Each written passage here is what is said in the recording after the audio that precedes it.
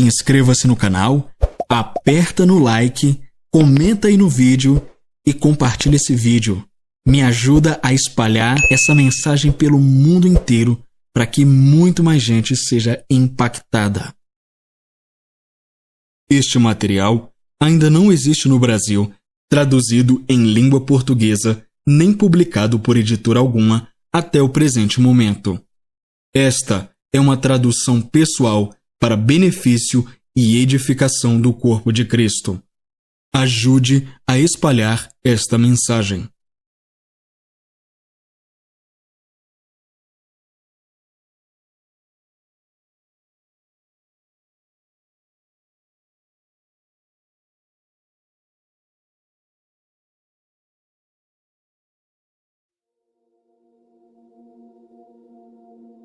Pensamento certo ou errado, de Kenneth Hagin.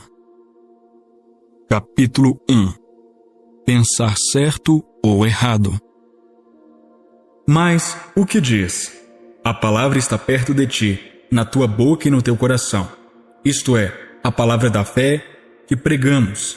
A saber, se com a tua boca confessares ao Senhor Jesus e em teu coração creres que Deus o ressuscitou dos mortos, serás salvo. Porque com o coração o homem crê para a justiça, e com a boca se faz confissão para a salvação. Romanos capítulo 10, versículos de 8 a 10.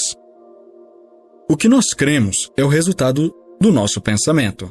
Se pensarmos erroneamente, vamos crer da maneira errada. Se a nossa crença for errada, a confissão também o será. Ou seja, o que dissermos estará errado. Tudo depende do nosso modo de pensar. Mas a palavra de Deus nos foi dada para endireitarmos os nossos pensamentos. Jesus disse em Marcos capítulo 11, versículo 23: Porque em verdade vos digo que, qualquer que disser a este monte, ergue-te e lança-te no mar, e não duvidar em seu coração, mas crê que se fará aquilo que diz, ele terá tudo o que disser. Versão King James. Geralmente, conversamos bastante sobre o crer, mas não conversamos tanto sobre o falar. É claro que não seremos capazes de falar certo se não pensarmos certo. Nosso pensamento tem de estar em sintonia com a palavra de Deus, porque não poderemos crer além do que nos revela a sua palavra.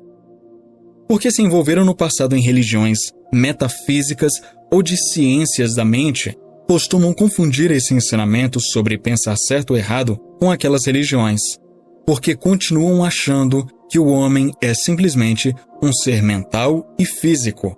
Mas o homem é mais do que isso. Ele também é um ser espiritual. Os defensores da metafísica ensinam tanto sobre a mente que os participantes da Igreja do Evangelho Pleno ficam quase que receosos de dizer alguma palavra sobre a mente, embora a Bíblia tenha muito a dizer sobre ela. Por exemplo, a Bíblia diz: Confia no Senhor de todo o teu coração, e não te estribes no teu próprio entendimento. Mente. Provérbios capítulo 3, versículo 5. E ainda, destruindo os conselhos, raciocínios e toda altivez que se levanta contra o conhecimento de Deus, levando cativo todo o entendimento à obediência de Cristo. 2 Coríntios capítulo 10, versículo 5. A Bíblia também nos fala: E não vos conformeis com este mundo, mas transformai-vos pela renovação da vossa mente, para que experimenteis qual seja a boa, agradável e perfeita vontade de Deus. Romanos capítulo 12, versículo 2. Renovamos nossa mente estudando a palavra de Deus. A Bíblia ensina a ter a mente de Cristo. 1 Coríntios capítulo 2, versículo 16. A única maneira de termos a mente de Cristo é estudando sua palavra, crer nela de todo o coração e agir conforme seus ensinamentos. A palavra de Deus também nos ensina a pensar nas coisas que são boas, puras e honestas, se houver nelas alguma virtude. Filipenses capítulo 4, versículo 8. Portanto, a palavra de Deus realmente tem muitas coisas a dizer sobre a mente. Entretanto, precisamos compreender que os pensamentos podem surgir de duas fontes distintas. Em outras palavras, os pensamentos que vêm à nossa mente nem sempre se originam dela. O diabo coloca muitos pensamentos de fora. Esta é uma fonte. Por outro lado, pensamentos de Deus vêm do nosso interior. Eles vêm através do nosso espírito para a nossa mente.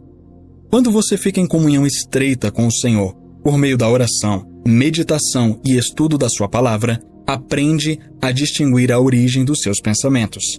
Naturalmente, pensamentos malignos são do diabo. Deus é amor, e o amor não pensa, não ouve e não vê mal. Esses tipos de pensamentos vêm de Deus. Eu tenho percebido que as referências feitas sobre a mente confundem muitas pessoas. Porém, no tocante ao fato de crer, muitos pensam que creem, e realmente o fazem em suas mentes, mas não em seus corações. Por exemplo, se alguém fala sobre confissão, a maioria das pessoas pensa em confessar pecado, enfermidade ou fracasso. A passagem bíblica revela: se confessarmos os nossos pecados, Ele é fiel e justo para nos perdoar os pecados e nos purificar de toda injustiça. 1 João capítulo 1, versículo 9. Mas a palavra de Deus tem muito mais a dizer sobre o lado positivo do que o negativo. Se as pessoas entendessem, isso faria uma grande diferença na vida e na maneira de pensar de cada um. No entanto, elas só têm ouvido a pregação de um lado da confissão, o negativo. Portanto, só exercitam o lado do não farás. Paulo disse em Romanos capítulo 10, versículo 9: se com a tua boca confessares ao Senhor Jesus. Isso não se refere à confissão de pecado, nem é uma confissão de fraqueza. Ao invés disso, é uma confissão do senhorio de Jesus Cristo. E continuava dizendo: e em teu coração creres que Deus o ressuscitou dos mortos, serás salvo, visto que com o coração se crê para a justiça e com a boca se faz confissão para a salvação. Esta não é uma confissão negativa, é uma confissão positiva. De fato, o cristianismo é chamado de a grande confissão. Hebreus capítulo 3, versículo 1 revela que devemos considerar o apóstolo e sumo sacerdote da nossa confissão. Nesse momento, seria para nós de grande ajuda definir o significado da palavra confissão. Em primeiro lugar, é afirmar alguma coisa na qual cremos. Em segundo lugar, é testificar algo que conhecemos. Em terceiro lugar, é testemunhar uma verdade que abraçamos. É necessário que façamos como em Hebreus capítulo 4, versículo 14. Retenhamos firmemente a nossa confissão.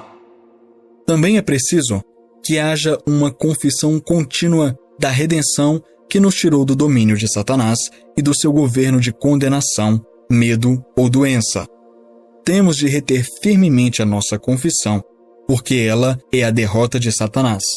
Jesus derrotou o diabo há cerca de 2000 anos. Porém, o que ele fez legalmente por nós deve se tornar uma realidade em nossa vida. O lado experimental da redenção é vital. Nunca entenderemos completamente a palavra de Deus enquanto não pudermos enxergar claramente os dois lados diferentes da nossa redenção, o lado legal e o lado experimental. Um exemplo da face legal da redenção. Nós costumamos orar: Deus, salve este homem, ou Deus, cure aquela mulher. Entretanto, na mente de Deus, Ele já curou essas pessoas e as salvou. Em outras palavras, Deus estava em Cristo reconciliando o mundo consigo mesmo.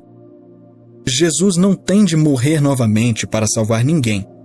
Ele já fez isso, não fez? Não precisa mais verter o seu sangue. Deus já fez tudo o que precisava para prover nossa redenção. Se alguém tratar do lado legal da redenção e pregá-lo exclusivamente, as pessoas não vão realmente experimentar nada na vida. E esse é o maior problema com muitas igrejas. O que tem sido pregado é legalmente verdadeiro, mas os cristãos se tornaram frios, mortos e formais, porque ouvem somente uma face da redenção, a legal, ou seja, aquela que está dentro da lei, da legalidade. E com isso, a redenção não tem se tornado uma realidade. Por outro lado, se só for pregado o lado vital, o da experiência, o resultado é o fogo estranho, o fanatismo e o extremismo. E ainda, se um pastor prega somente o lado da experiência, da redenção, algumas pessoas buscam experiências fora da palavra de Deus. Um equilíbrio deve ser alcançado entre os dois lados de tal forma que se possa desfrutar na vida tudo que Deus legalmente proveu na redenção. Aquilo que o Senhor legalmente comprou, realizou e proveu para nós, se torna nosso experimentalmente quando cremos na palavra de Deus em nosso coração e confessamos com a boca que isso é verdadeiro. Por exemplo, podemos ver os aspectos legal e vital da redenção nos escritos de Paulo aos cristãos de Roma. A palavra da fé que pregamos. Romanos capítulo 10, versículo 8. Tal expressão não é vista no Antigo Testamento porque as pessoas daquele tempo não tiveram a experiência da redenção disponível como nós temos. Elas sequer entendiam claramente o que profetizavam a respeito do Messias que estava por vir. Nos 4 evangelhos, também não vemos a redenção sendo citada, porque a redenção que Jesus trouxera não estava realmente disponível enquanto ele estava na terra. Ele perdoou os pecados, mas nós temos mais do que perdão de pecados na redenção. Somos feitos novas criaturas. A redenção não se tornou disponível para nós até que Jesus fosse crucificado, tivesse ressuscitado dos mortos e assentado-se à direita do Pai. Em outras palavras, a nova aliança não estava em vigor até o sumo sacerdote da nova aliança, Novo Testamento, começar a operar. Jesus é o sumo sacerdote do Novo Testamento. É difícil para algumas pessoas perceberem isso porque acham que a redenção estava valendo enquanto Jesus esteve aqui na terra, mas a redenção não estava vigorando. Alguns homens na terra realmente tiveram seus pecados perdoados, mas, sob a nova aliança, conseguimos mais do que simplesmente perdão de pecados. Temos um novo nascimento e nos tornamos novas criaturas em Cristo Jesus. Se uma pessoa pecar após ter nascido de novo, não precisa nascer de novo vez após vez. Ela pode nascer de novo somente uma vez, mas ser perdoada de seus pecados muitas vezes, graças a Deus. A promessa aos cristãos que pecam é: se confessar os pecados, Ele é fiel e justo para perdoar os pecados. 1 João capítulo 1, versículo 9. Não se nasce de novo várias vezes. O homem não pode nascer de novo a não ser uma vez. Mas pode ser perdoado dos seus pecados várias vezes, e graças a Deus por isso. Como temos visto, Romanos capítulo 10, versículos 9 e 10 diz: se com a tua boca confessares ao Senhor Jesus, e em teu coração creres que Deus o ressuscitou dos mortos, serás salvo, porque com o coração se crê para a justiça. Quando os pecadores ouvirem a palavra de Deus, terão seu modo de pensar endireitado. A palavra lhes mostrará que estão perdidos, são pecadores, não podem salvar a si mesmos, nem se tornar justos ou redimir-se sozinhos. O pecador precisa apenas dizer ao Senhor: querido Deus, eu sou um pecador, não posso salvar a mim mesmo. Eu sei, de acordo com a tua palavra, que eu não posso me fazer justo, mas eu te agradeço, porque tu me amas e enviaste o Senhor Jesus para morrer por mim. E pela sua justiça posso ser redimido. Eu creio que ele morreu pelos meus pecados, de acordo com as Escrituras. Eu creio que ele ressuscitou dos mortos, e esta é a minha justificação. Eu o confesso agora e o recebo como meu Salvador. Isso é pensar em linha com a palavra e crer no que a Bíblia diz. Confessá-la é criar uma realidade de salvação no espírito humano. Faz uma grande diferença o modo como o pecador é trazido à salvação. Por exemplo, se o modo de pensar de um pecador for endireitado logo no começo, se a sua atitude de crer for certa e a confissão for feita da maneira certa, será muito mais fácil para ele não vacilar na sua caminhada cristã. Por outro lado, se não lhe for dada instrução suficiente, o diabo então tirará vantagem daquilo que ele não conhece. O pecador será derrotado e roubado naquilo que Deus fez por ele. Porque, se não conhecer a palavra de Deus e não souber como reter firme a confissão de fé, o diabo irá camuflar a situação e tentar fazê-lo sentir que nem sequer é salvo. Quando o novo convertido cometer errinhos, o diabo dirá: "Ah, olha o que você fez. Agora você pode desistir e ir embora." A mesma coisa acontece quando o assunto é cura. Lembre-se de que a confissão é a derrota de Satanás. Na verdade, o versículo em Hebreus capítulo 4, versículo 14, revela: "Visto que temos um grande sumo sacerdote, Jesus, Filho de Deus, que penetrou nos céus, retenhamos firmemente nossa confissão." Ou seja, dizer a mesma coisa. O que isso significa? Temos um sumo sacerdote que foi para os céus, Jesus, o Filho de Deus. Ele está lá, nos representando junto ao Pai. Ele diz: "Eu morri por eles, eu levei os seus pecados, eu os redimi, eu me tornei pecado por causa dos pecados deles, para que pudessem se tornar justiça de Deus em mim. Eu tomei as suas enfermidades e levei sobre mim as suas doenças. Eu os livrei da autoridade das trevas. Eu os gerei, fazendo deles novas criaturas." Isso é o que ele está dizendo na sua palavra. A tradução grega desse versículo significa: retenhamos firmemente a declaração da mesma coisa. Essa é a nossa confissão.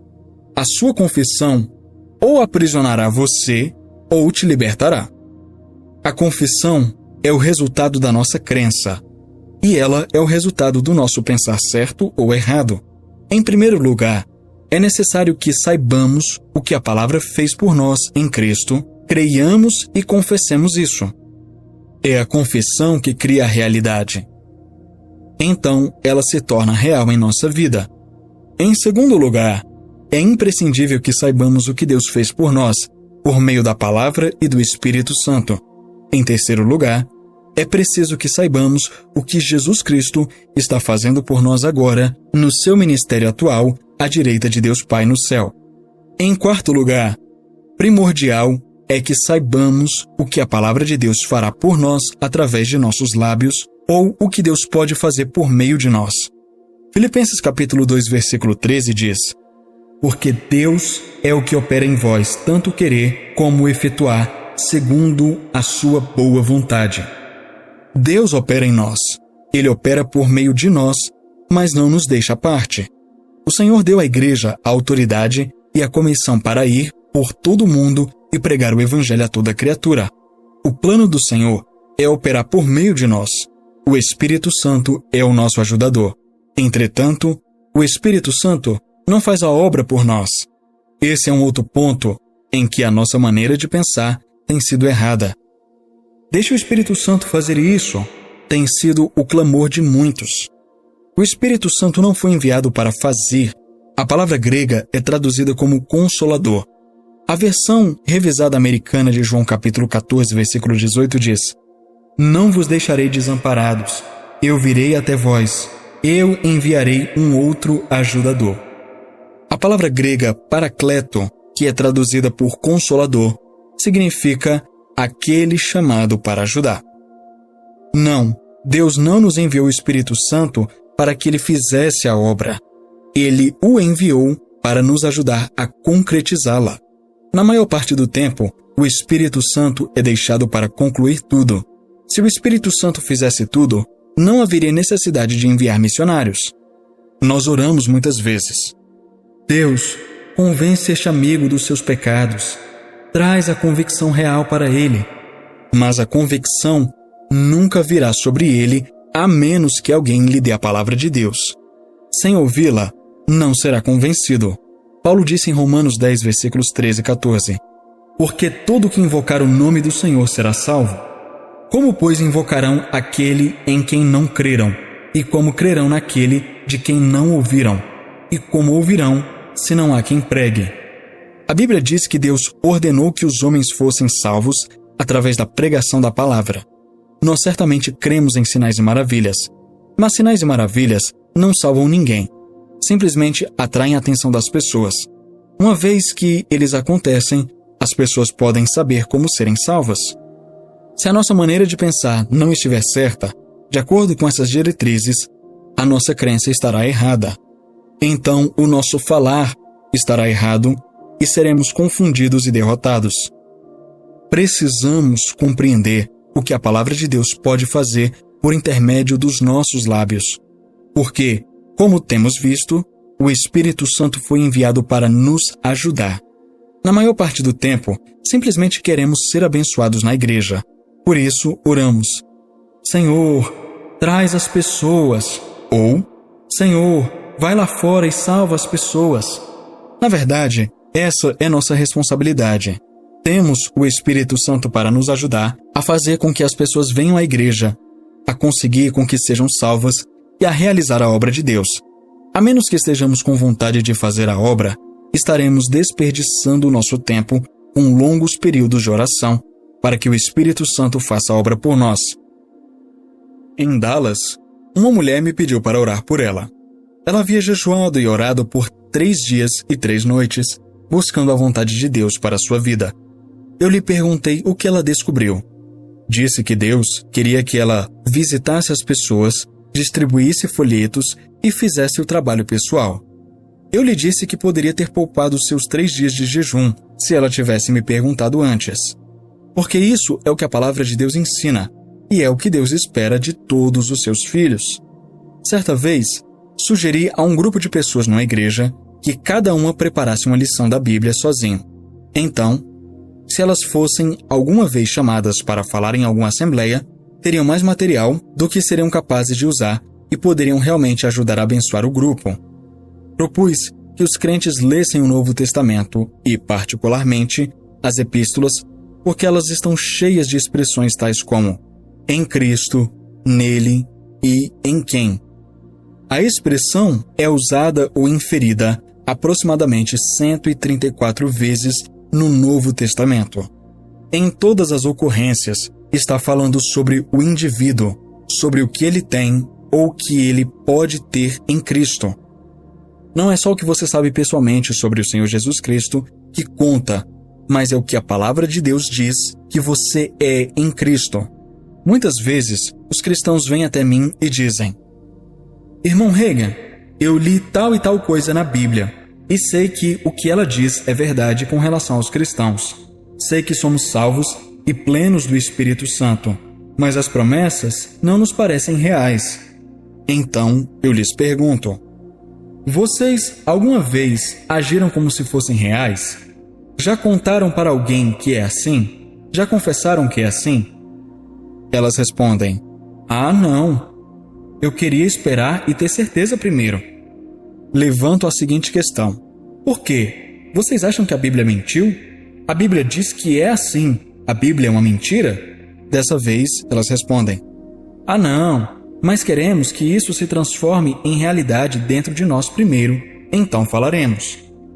Mas a Bíblia diz: com a boca se faz confissão. Romanos capítulo 10, versículo 10. Uma promessa da palavra de Deus deve ser confessada antes mesmo que se torne uma realidade. De acordo com a palavra, já é real. Mas, para que ela se torne uma realidade em sua vida, você deve confessá-la como tal. Eu me lembro de uma mulher que tinha frequentado a escola bíblica durante 3 anos. Ela não era uma ministra, nem reivindicava ser. Havia ido à escola bíblica para obter treinamento. O seu pastor me contou que ela era o membro mais notável daquela grande igreja. Era uma professora de escola dominical e fazia parte de todas as atividades da igreja. Ela me disse uma vez, depois que eu preguei numa reunião de uma comunidade ali perto: Irmão Reagan, eu fiz o que o Senhor disse e ainda não li os 134 versículos que o Senhor mencionou. Entretanto, li 25 deles meditando atentamente. Eu fui salva, cheia do Espírito Santo, e fiz o melhor que pude para o Senhor em todas as coisas por muitos anos. Mas o Senhor sabe, eu me sinto como se tivesse acabado de ser salvo agora. O que está escrito é tão real que parece que só agora nasci de novo. Eu lhe disse que a verdade sobre esse assunto era que ela nascera de novo há muitos anos, mas nunca tinha andado na luz da sua experiência. Tudo tinha sido dela todo o tempo, pertencia-lhe, mas por não ter ousado confessar e clamar por isso, nunca andara no que legalmente era dela. Ao confessar o que você é em Cristo, clama por isso e assim anda, está apropriando-se da realidade daquilo que legalmente é seu. Infelizmente, muitos nunca compreenderão isso, permanecerão como bebês cristãos e não serão capazes de desfrutar da plenitude do que são em Cristo. Um cristão não é renovado como um colchão. Um colchão renovado é apenas reformado, mas um novo nascimento não é uma reforma ou uma renovação. Um cristão nascido de novo é uma criatura novinha em folha, uma nova criação. Em uma tradução de 2 Coríntios capítulo 5, versículo 17, está escrito: Ele é uma nova espécie. Essa nova criatura é simplesmente algo que nunca existiu antes. Cristãos nascidos de novo não são apenas pecadores perdoados. Não são pobres membros da igreja, fracos e vacilantes que mal conseguem levar a vida. São novas criaturas em Cristo Jesus. Eu não sei sobre você, mas este tem sido meu testemunho e confissão desde 1933. Eu li essas verdades sobre redenção enquanto estava acamado, estudando a palavra de Deus. Prometi a ele antes de começar a ler a Bíblia. Eu acreditaria e aceitaria o que quer que ele dissesse em sua palavra e a colocaria em prática. Na maior parte do tempo, vemo-nos apenas como salvos do pecado. Pensamos que quase tudo o que podemos fazer por aqui é simplesmente vacilar e continuar a viver na rua do mal, conseguindo levar a vida na última casa no final do quarteirão, lá perto do beco da reclamação. Mas Efésios capítulo 1, versículo 7 e 8 diz: Em quem temos a redenção pelo seu sangue, a remissão das ofensas, segundo as riquezas da sua graça, que ele tornou abundante para conosco em toda sabedoria e prudência. Note que se fala em quem temos a nossa redenção. É nele que somos redimidos. Temos a redenção nele. Do que é que nós somos redimidos? Alguém dirá: do pecado. Isso é em parte verdade. Entretanto, a realidade é que somos redimidos da morte espiritual, o que nos fez, em primeiro lugar, pecadores. Também podemos dizer que somos redimidos da maldição da lei, porque Gálatas capítulo 3, versículo 13 declara: Cristo nos resgatou da maldição da lei, fazendo-se maldição por nós, porque está escrito: Maldito todo aquele que for pendurado no madeiro. Quando olhamos para a lei de Moisés, vemos que a punição por quebrar as leis de Deus era tripla: pobreza, doença e morte espiritual. Jesus veio nos redimir porque fomos vendidos ao pecado e à morte espiritual, e Satanás estava nos dominando. Mas, agora que temos a redenção em Cristo, o domínio do diabo sobre nós foi quebrado. Isso significa que ele perdeu o domínio sobre a nossa vida no minuto em que nascemos de novo, no minuto em que nos tornamos novas criaturas em Cristo Jesus. Quer dizer que recebemos um novo Senhor, um novo dono para reinar sobre nós: Jesus Cristo. Antes, Satanás era o nosso Senhor e dono. Ele nos dominava. Porém, agora que somos novas criaturas em Cristo Jesus, ele é o nosso Senhor. Romanos 6, versículo 14 aponta: Porque o pecado não terá domínio sobre vós, pois não estáis debaixo da lei, mas debaixo da graça. Se algo tem senhorio sobre você, ele exerce domínio. O pecado e Satanás são sinônimos. Em outras palavras, eles são semelhantes ou quase semelhantes em sentido ou significado. Poderia-se interpretar o versículo 14 de Romanos 6 como: Satanás não terá domínio sobre vós, pois não estáis debaixo da lei, mas debaixo da graça. Cristo nos redimiu. Ele é o nosso cabeça. Ele é o cabeça da igreja. Se Cristo é o cabeça da igreja e nós somos membros do corpo dele, a igreja, então ele é o nosso cabeça. O diabo tem alguma autoridade para governar o corpo de Cristo? Não. Nós somos de Cristo e devemos ser dominados somente por Ele. Satanás não pode nos governar, porque se ele nos governasse, estaria comandando o corpo de Cristo, que é a igreja. Mas sabemos que Jesus é o cabeça da igreja. Portanto, por não sermos mais dominados por Satanás, doenças e enfermidades não podem mais exercer senhorio sobre nós também. Antigos hábitos não podem nos governar mais. Por quê? Porque somos novas criaturas em Cristo Jesus. Precisamos crer nessa verdade. Então, começaremos a falar sobre ela. A verdade tornar-se-á em nosso espírito e seremos vencedores, vivendo uma vida vitoriosa em Cristo. Como está escrito em Apocalipse 12, versículo 11, eles venceram sobre ele pelo sangue do Cordeiro e pela palavra do seu testemunho. Pode-se sempre situar uma pessoa espiritualmente pelo que ela diz. A maioria dos cristãos cita os versículos sobre nossa redenção e ora para que eles se tornem reais para cada um, não entendendo que, se são nascidos de novo em Cristo, a palavra já é uma verdade na vida deles. Tudo o que eles têm a fazer é reivindicar essas promessas, alcançando-as e tomando posse, apropriando-se delas por si mesmos. Muitos perguntam, se é obtido tão facilmente, por que eu não tenho isso? Se você tivesse $10.000 no banco no seu nome, mas não soubesse, não traria vantagem alguma, mesmo que fossem seus. E você seria um mentiroso se dissesse que não eram seus. O mesmo é verdade quanto às coisas espirituais. Se você não sabe que as coisas espirituais são suas, não lhe trarão benefício algum. Você tem que torná-las suas. Não do ponto de vista legal, mas do ponto de vista experimental. Uma das passagens bíblicas favoritas que me ajudou a atravessar os anos está em Isaías capítulo 41, versículo 10. Não temas, porque eu sou contigo. Não te assombres, porque eu sou teu Deus. Eu te esforço e te ajudo e te sustento com a destra da minha justiça. Isso foi escrito a Israel, mas ainda é uma verdade para nós hoje. Mesmo antes de fazer parte do Evangelho pleno, eu não chorava e pedia para Deus me ajudar. Eu abria minha Bíblia, em trechos como esse, Isaías 41, versículo 10, caía de joelhos diante dele e orava. Querido Deus, estou tão feliz porque tu estás comigo. És o meu Deus, sempre me fortaleces e me sustentas com a destra da tua justiça. Eu não tenho que temer, porque me disseste para não me assombrar. Mesmo na hora mais negra, você pode sair por aí sorrindo. Muitas vezes dizemos, não tenha medo, dias melhores virão. Há expressões humanas de encorajamento, mas Deus diz, não temas, porque eu sou contigo. Gênesis 26, versículo 24. Essa é uma boa razão para não ter medo.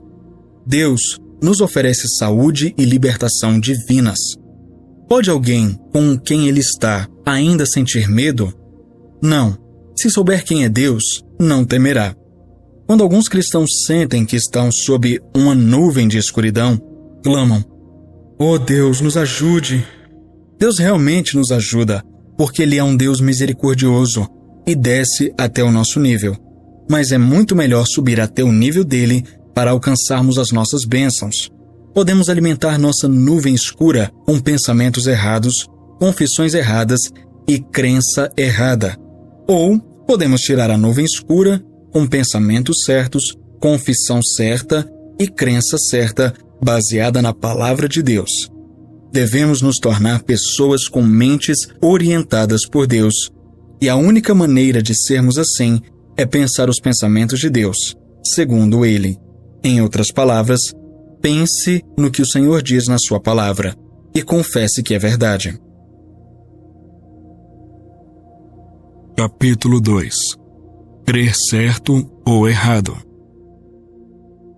Crer com o seu coração, ou seja, para a salvação, batismo do Espírito Santo, cura ou uma resposta de oração, é a única maneira de você receber qualquer coisa de Deus que não seja através de uma manifestação dos dons do Espírito Santo. Mas você deve entender que esses dons operam somente quando há vontade do Espírito e não de acordo com nossa vontade ou desejo. 1 Coríntios capítulo 12, versículo 11. Portanto, crer com o coração é o único modo pelo qual podemos exercitar o receber de Deus. Em Apocalipse 3, versículo 11, Jesus apareceu a João e lhe deu a mensagem para as igrejas na Ásia Menor. Guarda o que tens. Diríamos na linguagem de hoje, agarre o que é seu. Mas a passagem disse, guarda. A razão pela qual Jesus disse isso foi porque ele sabia que havia um poder levantando contra nós que se empenharia em nos derrotar e nos roubar. A fé é como o amor, só é revelada na ação e na palavra. Assim, não existe fé sem confissão, mas a fé crescerá com a sua confissão. A fé faz várias coisas para o cristão. Ela dá direção e fixa os limites da vida de alguém. Não se pode receber algo de Deus sem fé e confissão corretas. Quando começamos a compreender isso, chegamos a algum lugar com Deus. Os 10 espias enviados a Canaã fixaram o limite de suas vidas pelas suas confissões. Eles disseram, nós não podemos fazer isso. Eles creram que não podiam e por isso não puderam. Israel aceitou o relatório da maioria que, em seguida, passou a vagar no deserto por mais de 40 anos. Uma geração inteira em meio à vida selvagem. Mas Josué e Caleb tinham um relatório diferente. Eles creram que podiam conquistar a terra prometida. Eles disseram, subamos animosamente e possuamo-la em herança, porque certamente prevaleceremos contra ela. Números capítulo 13, versículo 30. Aquela afirmativa fixou o limite da vida deles. Só eles viveram o suficiente para entrar em Canaã. Alguns pensam que Deus gosta mais de certas pessoas do que de outras. Isso não é verdade. Deus não tem bichos de estimação ou filhos favoritos. Ele nos ama com o mesmo amor e fez provisão para todos nós. Deus não amou mais a Josué e Caleb do que os outros filhos de Israel, porque ele estava desejoso de fazer para o restante aquilo que ele fez por Josué e Caleb. Todos poderiam ter ido para a terra de Canaã, mas fixaram o limite da própria vida deles com a crença errada e resultou numa confissão errada. Paulo usou Israel como exemplo ao nos exortar a tomarmos cuidado para que não aconteçam falhas por causa da nossa incredulidade. Hebreus capítulo 3, versículo 12. Naturalmente, ele estava se referindo às promessas de Deus. Paulo disse que os filhos de Israel deixaram de entrar na terra prometida por causa da incredulidade. A crença deles estava errada. Uma das palavras gregas traduzidas por incredulidade pode também significar incapacidade de ser persuadido. Os filhos de Israel não puderam entrar na terra prometida por não conseguirem ser persuadidos a agir de acordo com a palavra de Deus. Há 2 tipos de incredulidade. Primeiro, existem pessoas que duvidam da palavra de Deus por não a conhecerem. Essa é uma incredulidade baseada na falta de conhecimento da palavra de Deus, porque a fé vem pelo ouvir e o ouvir pela palavra de Deus. Se não ouvem e não conhecem a palavra de Deus, não podem ter fé. Esse tipo de incredulidade se deve ao fato de as pessoas nunca terem ouvido a palavra. É por isso que muitas, completamente salvas, não creem em cura divina. Elas nunca ouviram que a palavra ensina sobre cura. Alguns podem dizer, mas elas podem ler a Bíblia por si mesmas.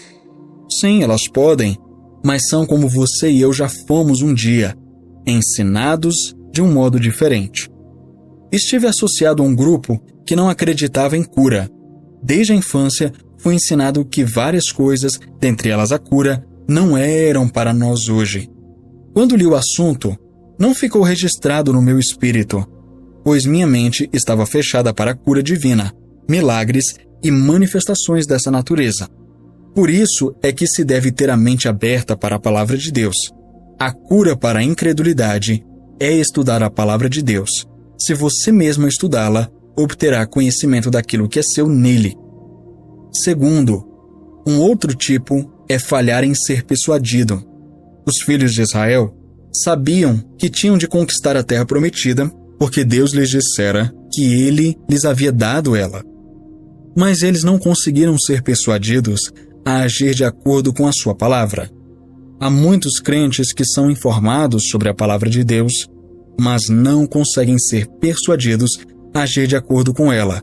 Isso é incredulidade. A cura para esse tipo particular de incredulidade é a obediência.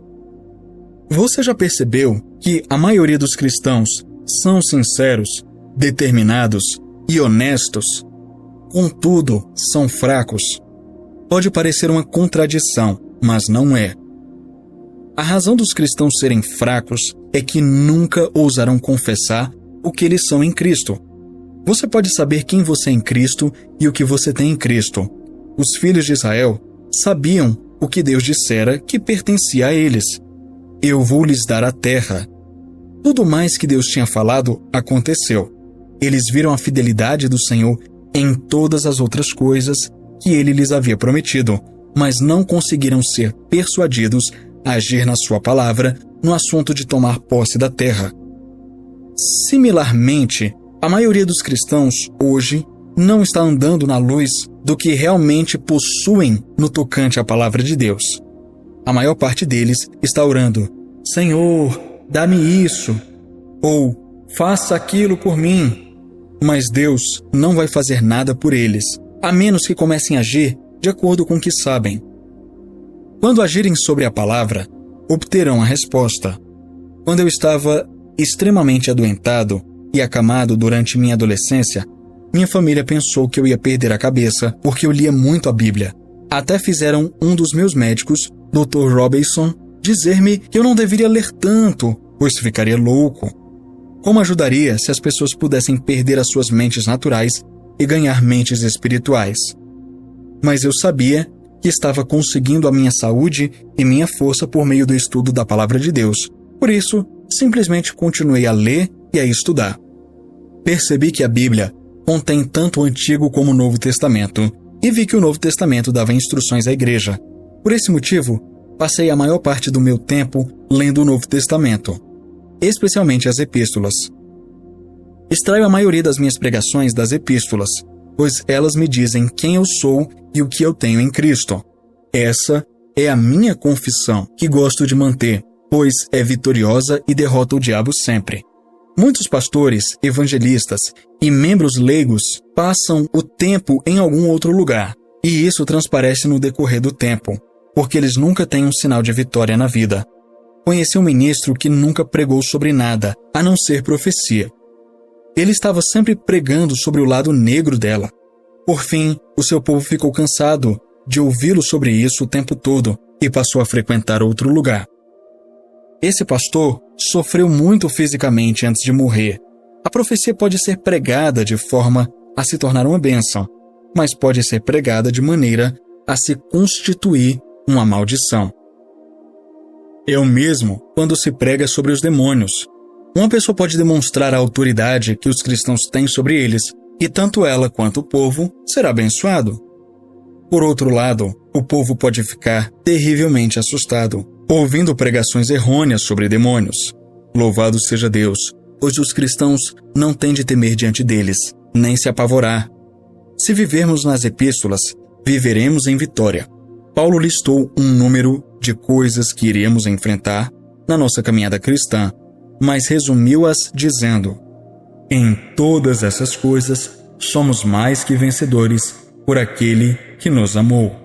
Romanos capítulo 8, versículo 37. Note que Paulo disse que temos vitória de sobra, porque somos mais que vencedores.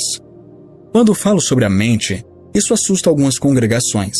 Imediatamente, pensam na ciência cristã. Não obstante, na realidade, a Bíblia fala muito sobre a mente. Isaías 26, versículo 3 diz: Tu conservarás em paz aquele cuja mente está firme em ti. A palavra de Deus nos exorta a termos a mente de Cristo. Quanto ao mais, irmãos, tudo que é verdadeiro, tudo que é honesto, tudo que é justo, tudo que é puro, tudo que é amável, tudo que é de boa fama, se alguma virtude há, se há algum louvor, nisso pensai. Filipenses capítulo 4, versículo 8. Faz uma grande diferença o que uma pessoa pensa. Eu creio que é por isso que muitas estão doentes, mesmo que todo mundo no país já tenha orado por elas. Ficam em todas as filas de oração para cura e nunca recebem. A razão pela qual elas não estão sendo curadas é porque estão pensando incorretamente. No passado, notei que muitas pareciam ter sido ajudadas quando orei por elas. Algumas até testificaram que a dor e os sofrimentos foram embora por 2 ou 3 dias. Eu sabia o tempo que a enfermidade ou dor voltaria, pois o lamento ainda estava em suas vozes. Elas simplesmente continuavam pensando, crendo e falando errado, até que o problema voltou.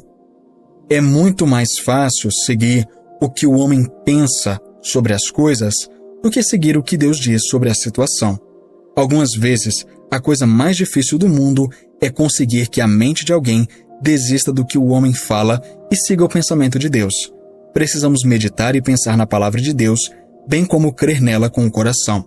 Por exemplo, todos os médicos e amigos disseram que eu não poderia superar a doença que eu tinha, mas em vez de ouvi-los, escolhi crer no que a palavra de Deus dizia sobre o que ele fez por mim em Cristo. Sim, teria sido mais fácil ouvir os meus amigos, os médicos e o que os meus sentidos estavam me contando. Mas escolhi firmar-me na palavra de Deus e hoje estou bem e saudável por causa disso. A razão pela qual a fé é tão aprisionada pelos cristãos é porque, simplesmente, não ousam crer ou confessar o que Deus diz sobre eles. Será porque nunca leram a palavra de Deus para descobrirem quem são?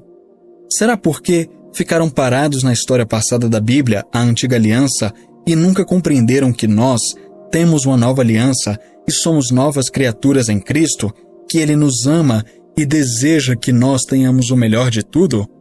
Ou será porque estão com suas mentes tão ocupadas com coisinhas mundanas, coisas que não vão dar em nada quando ditas e feitas? Para se construir uma vida sólida na fé, você precisa crer e confessar diariamente o que Deus é para você, o que Jesus está fazendo por você agora, à direita do Pai, e o que o Espírito Santo está realizando em você. Tudo isso edificará uma sólida vida de fé. Então, crescerá até o ponto em que você não terá medo das circunstâncias e não temerá nenhum tipo de doença ou qualquer situação. Você enfrentará a vida sem medo, será um conquistador. Depois de algum tempo, descobrirá que a seguinte passagem é verdade: mas em todas estas coisas somos mais que vencedores. Romanos 8,37. Você nunca será um vencedor a menos que confesse que o é. Uma confissão errada, naturalmente, é uma confissão de derrota e fracasso e da supremacia de Satanás. Alguns estão sempre falando sobre o seu combate contra o diabo. Ao agirem assim, magnificam a ele. Todas as vezes que uma pessoa fala de quanto o diabo a está aprisionando, como a faz ficar doente, como impede o seu sucesso, trata-se de uma confissão de derrota e fracasso. Por outro lado, quando alguém fala das coisas boas de Deus e do que Ele tem feito na sua vida, trata-se de uma confissão que glorifica o Senhor. Vamos então começar uma vida vitoriosa fazendo a confissão certa. Uma vez, tendo dito que Deus ouviu a minha oração, nunca volto atrás. Não me importo com o que eu vejo, o que eu sinto ou o que os meus sentidos me dizem. Eu fico com a confissão, retenho-a com a tenacidade de um bulldog e não a solto. Penetre na palavra de Deus e fique com ela.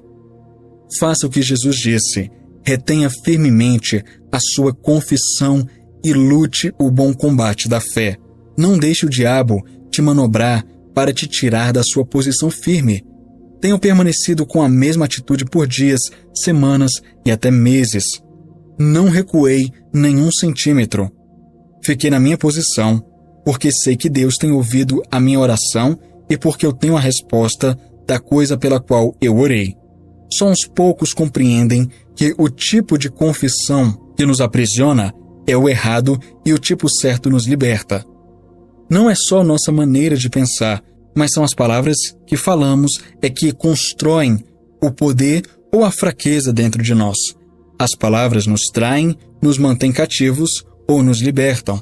As palavras se tornam poderosas na vida de outros. É o que confessamos com os nossos lábios que realmente domina o nosso ser interior. Se falamos sobre doença, é porque cremos na doença. Se falamos de fraqueza e fracasso, é porque nós cremos em fraqueza e fracasso. Inconscientemente, confessamos aquilo que cremos. Pois do que há em abundância no coração, disso fala a boca. Mateus capítulo 12, versículo 34. Capítulo 3.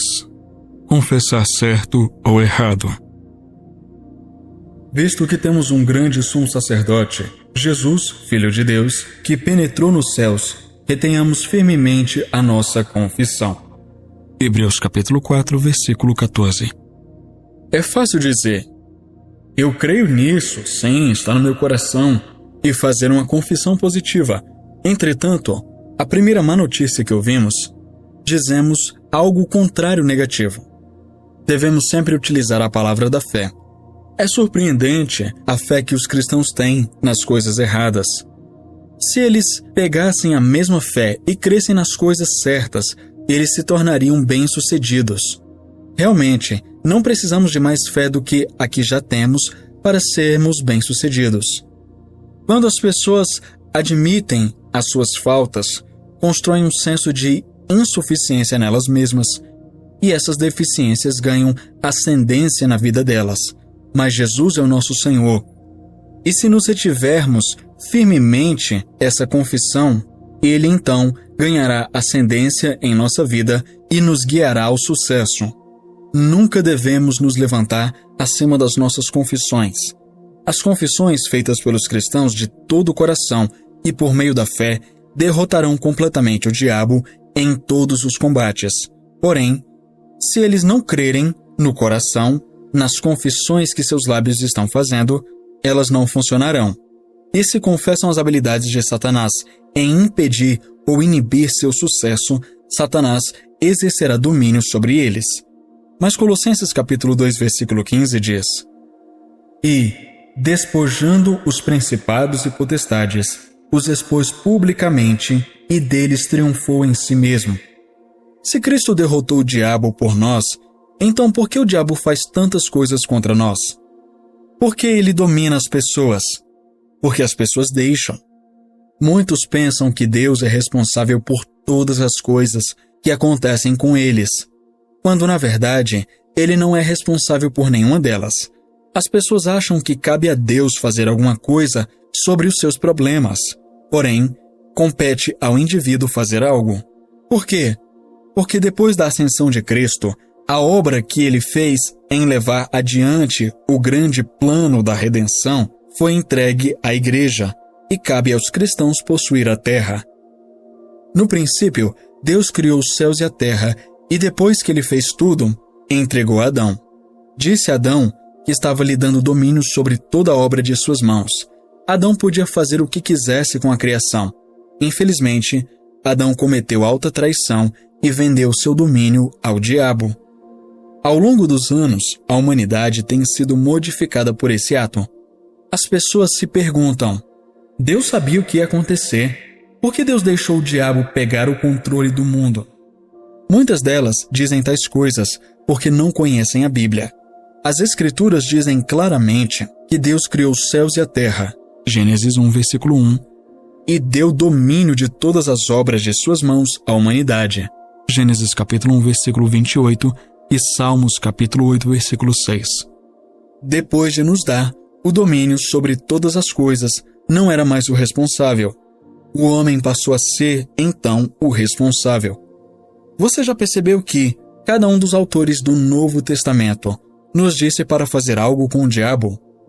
Por isso, os cristãos deveriam viver nas epístolas, as cartas escritas para a igreja. Pedro disse: O diabo, vosso adversário, anda em derredor, bramando como um leão, buscando a quem possa tragar. 1 Pedro capítulo 5, versículo 8.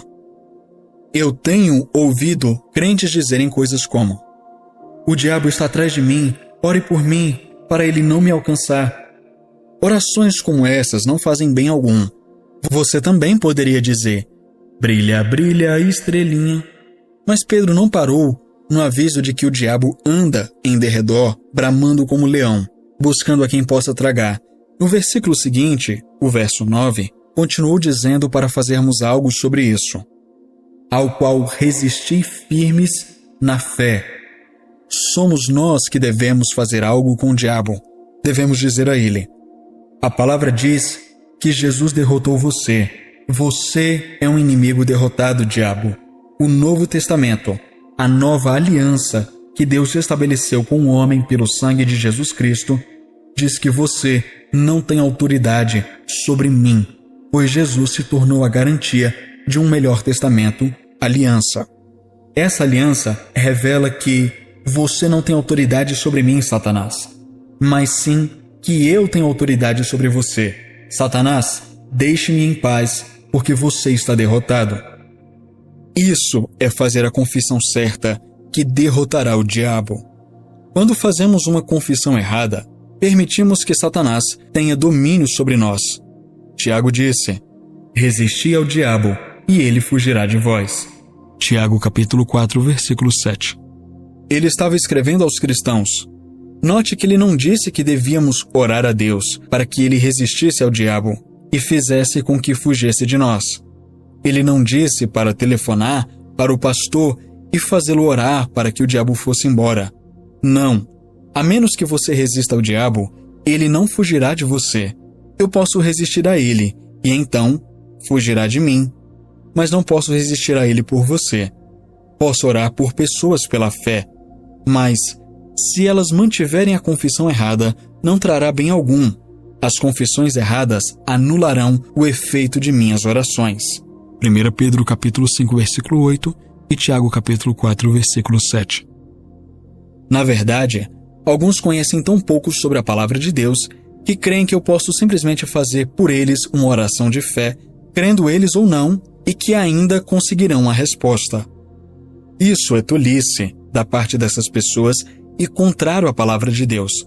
Muitos dizem que creem no Novo Testamento, porém, na verdade, não creem. São ignorantes no que concerne a palavra de Deus.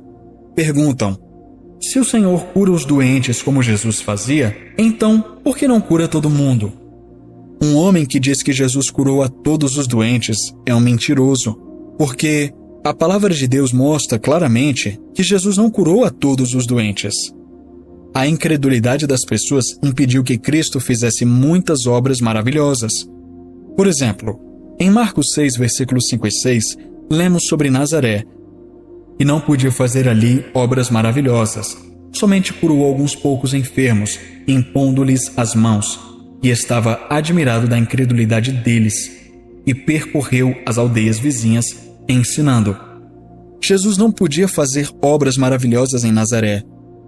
Não que ele não quisesse fazer, ele não podia. Por que não podia? A Bíblia declara que foi por causa da incredulidade das pessoas. Lemos na Bíblia que as pessoas presentes em uma certa ocasião foram curadas. Algumas vezes eu tive todos curados nos meus cultos, em outras, só uns poucos. A diferença está na fé ou incredulidade do indivíduo. Vemos isso ao longo do ministério de Jesus. Mateus 13, versículo 58 diz: e não fez ali muitas maravilhas por causa da incredulidade deles. Se a incredulidade impediu Cristo de operar enquanto ele estava aqui na terra, ministrando sem medida pelo poder do Espírito, João capítulo 3, versículo 34, e se Jesus hoje está operando por meio do seu corpo, pela igreja, e através do poder do Espírito Santo em nós, a incredulidade o impedirá de operar por meio de nós. Quando Cristo ressuscitou dos mortos, com toda a autoridade do céu e da terra, ele delegou a autoridade na terra à igreja, aos crentes. Compete a nós fazermos alguma coisa com o que Deus nos deu. Não compete a Deus. Cabe a nós crermos e agirmos com base no que cremos. Paulo escreveu à igreja em Éfeso: não deis lugar ao diabo. Efésios 4, versículo 27. O que quer dizer isso? Quer dizer que nós não devemos dar ao diabo qualquer lugar em nós, porque ele não poderá nos dominar em nada, a menos que deixemos. Quando resistimos ao diabo e fazemos a confissão certa, podemos manter domínio sobre ele. Mas se a confissão não estiver em linha com a palavra, ela glorificará o diabo, enchendo o nosso coração com espírito de medo e fraqueza. Nós nos levantaremos acima de toda influência satânica e declararemos: maior é aquele que está em vós do que aquele que está no mundo. 1 João capítulo 4, versículo 4. Maior é Cristo que está em nós do que qualquer força preparada contra nós. Nossa confissão é o campo de batalha onde lutamos, e é aqui que determinamos se venceremos ou falharemos. Por outro lado, quando confessamos dúvidas e medos, negamos a graça e a habilidade de Deus. Cristãos nunca deveriam estar com dúvidas e medos, porque tais sentimentos são narcóticos do diabo. O Novo Testamento diz: porque Deus não nos deu espírito de temor, mas de fortaleza e de amor e de moderação. 2 Timóteo capítulo 1, versículo 7. Ele nos deu o espírito de fortaleza, amor e moderação. Louvado seja Deus! Somos da família de Deus e seus filhos. Já que a fé, o amor e o poder nos pertencem, não devemos confessar dúvidas e medos. Em vez disso, precisamos confessar o que a palavra de Deus diz. A fé crescerá mais forte à medida que mantivermos essa confissão. Se fosse para confessarmos fraquezas e doenças, estaremos confessando abertamente que a palavra de Deus não é verdadeira e que ele falhou em fazê-la boa. Mas o que Deus diz sobre a enfermidade e doença? Em 1 Pedro 2,24 lemos: e pelas suas feridas, de Jesus, fostes sarados. Mateus 8,17 diz: para que se cumprisse o que fora dito pelo profeta Isaías, que diz: ele tomou sobre si nossas enfermidades e levou nossas doenças. Em Curar Enfermos e Expulsar Demônios, T.L. Osborne declara: sua confissão de dor e doença é como colocar assinatura para receber um pacote que a companhia expressa lhe trouxe. O diabo tem o seu recibo, sua confissão, mostrando que você aceitou o pacote dele. Não aceite nada enviado pelo diabo. Quando você confessa fraqueza ou doença, em vez de confessar que ele levou sobre si todas as enfermidades e doenças, você está confessando que ainda as tem. Nos primeiros anos de minha vida, eu tinha 2 problemas cardíacos sérios. O médico disse que qualquer um deles podia significar morte. Meu corpo estava praticamente paralisado. Eu era tão anêmico que a cor do meu sangue era laranja pálido. Não havia chance de algum dia eu ficar bem, exceto por meio da misericórdia de Deus. Comecei a ler a velha Bíblia Metodista da minha avó, Drake. Eu a chamo de Bíblia Metodista porque ela havia sido salva há quase 100 anos numa campanha metodista no Tennessee. Descobri que a palavra de Deus tinha algo a dizer sobre a minha enfermidade e minha doença. Pelas suas pisaduras fostes sarados. 1 Pedro 2,24. Mas lá estava eu, tendo de 2 a 3 ataques cardíacos por dia. Não pense em nenhum minuto que não orei. Eu orava praticamente a noite inteira por várias noites. Orava durante horas e horas. Não estou minimizando a oração, mas é necessário mais do que a oração para dar jeito num caso como esse.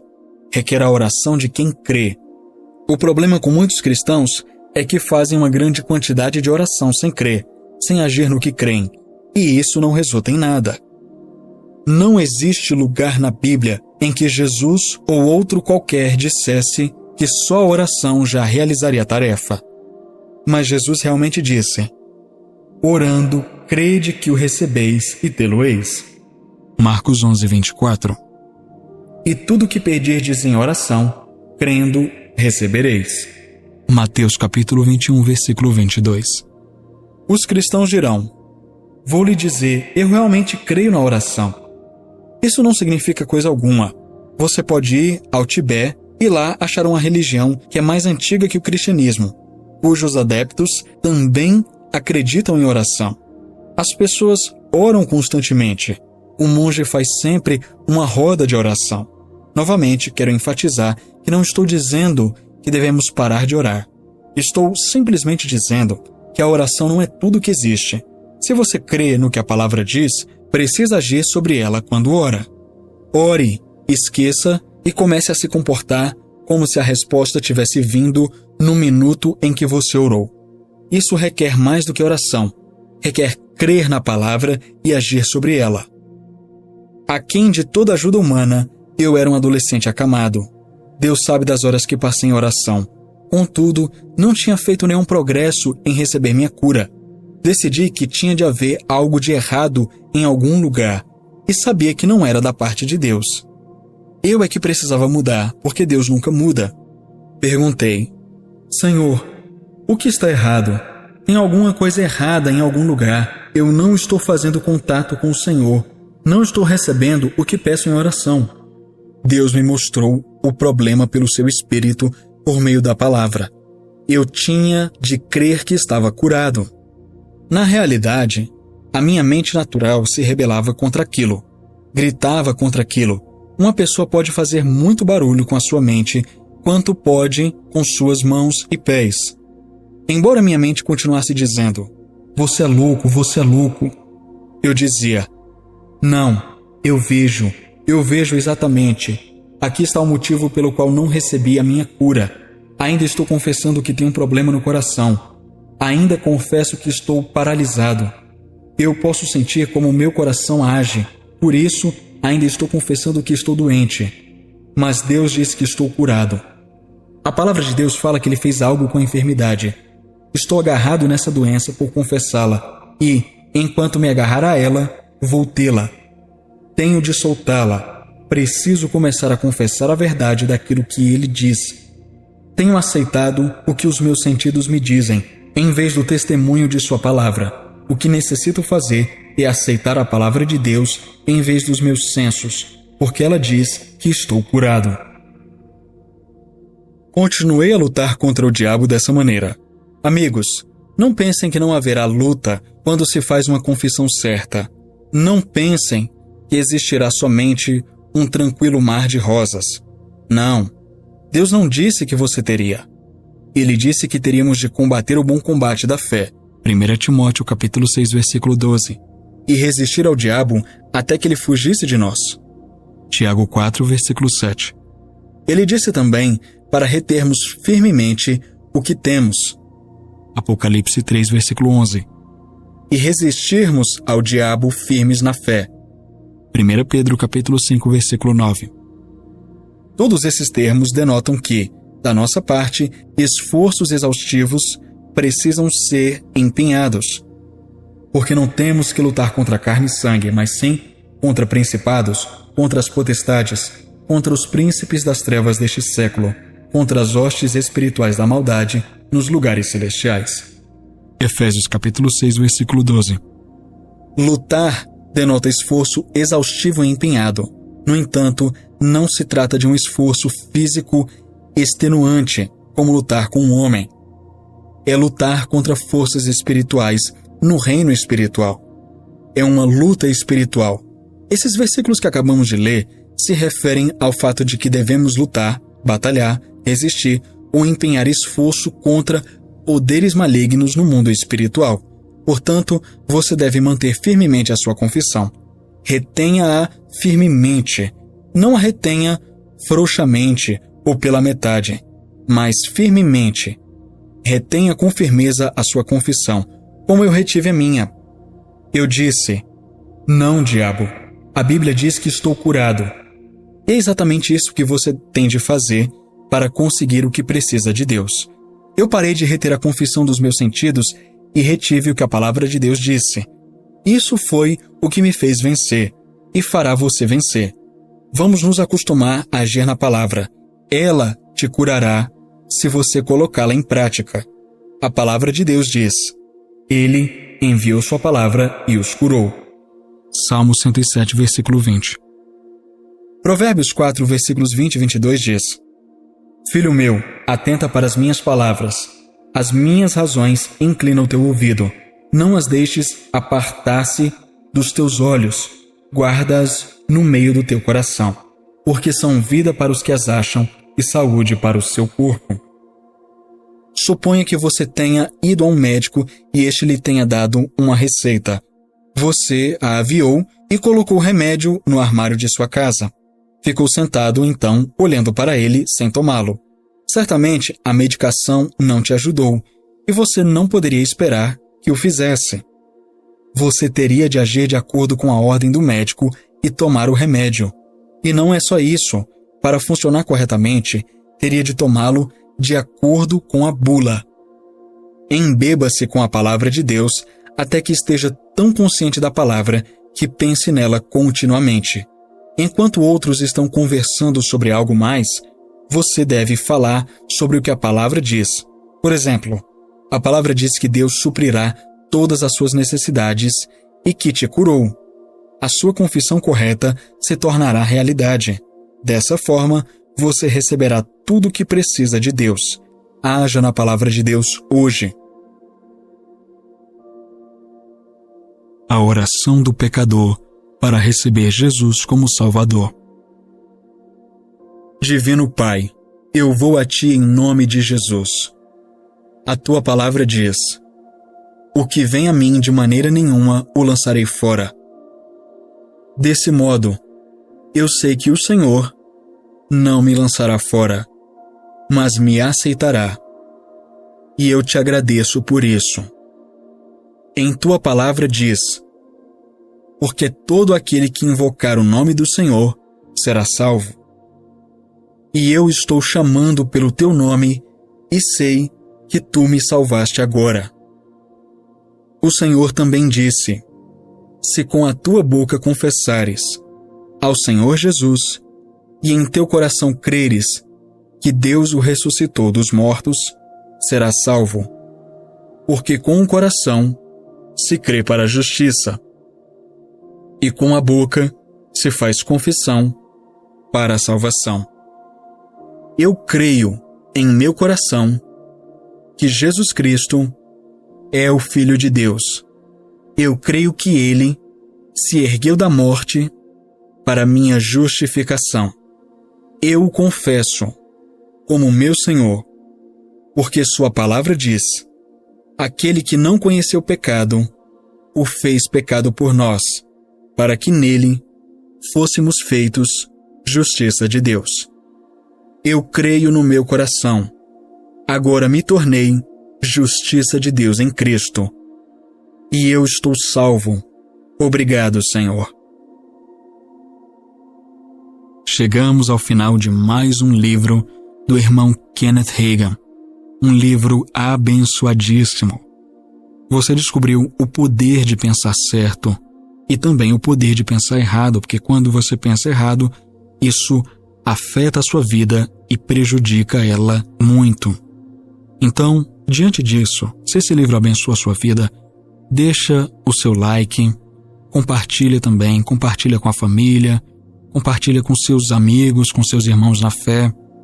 E eu te convido também a ser um patrocinador desse canal.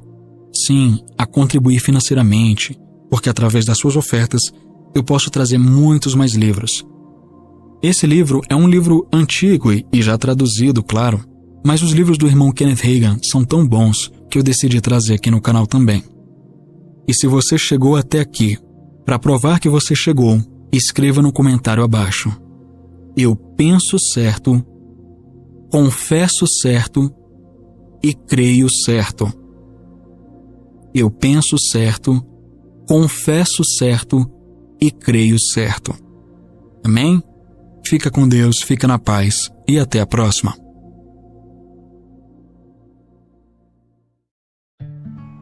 Que bom que você chegou até o final. E aí, já conferiu sua inscrição no canal? Já ativou o sininho? Se você ainda não é inscrito, não perca o seu tempo e se inscreva agora. Também deixa o seu like, porque isso ajuda muito o canal e faz com que esse conteúdo alcance mais pessoas. Obrigado pela sua presença aqui e até a próxima. Tchau!